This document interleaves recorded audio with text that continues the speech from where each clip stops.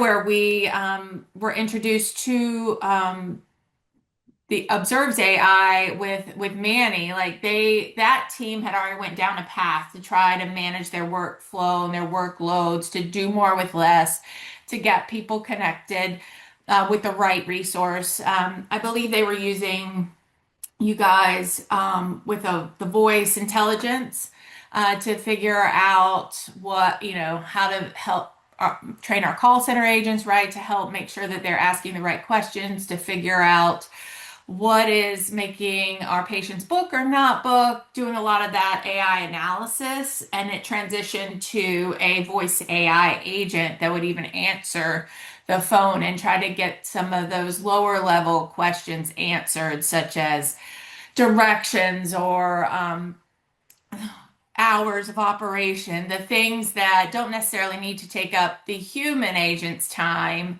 and we can leave them more available for booking appointments. So that is, they were already going down this path while I was still kind of silent, right? I'm going down my path with this initial agent and then a secondary. And I decided to bring our call center into the loop when I'm trying to decide what my next level is. I knew I needed to level up what tools we were using, and that is a with our partnership, right? And they helped me tap into the knowledge that they already have. I know probably already we've already talked about this on the last session I was on, but it's the most cumbersome thing for the AI was that I was teaching it on my end. I was telling it what it knew. And the call center, they're the front facing for the patient. Um, so everything they knew had a process behind it. It was already updated practice information, services, like all the things. So we needed it to be on the same path. And I needed to get myself out of the middleman of having to update and train my AI tool every time something changed. Yeah, yeah. And I think even in our previous conversation, you mentioned a lot about the brain of the AI needs to be Yes, the the same. same. The same. Like it really is that simple.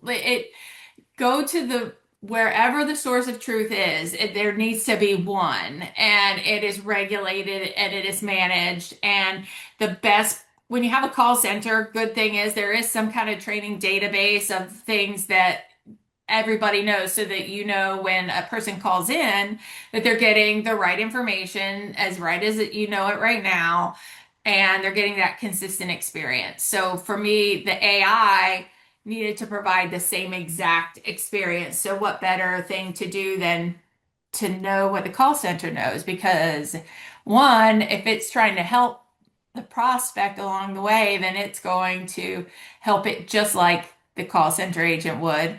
And then if it needed to get transferred to a live agent, it's still going to get the same information, right? The agent's not going to have to say, "Oh, I'm so sorry. That was just our AI tool talking. We only update it 3 times a year. Here is the most up-to-date information." That's never the case now. And once it's all the same information.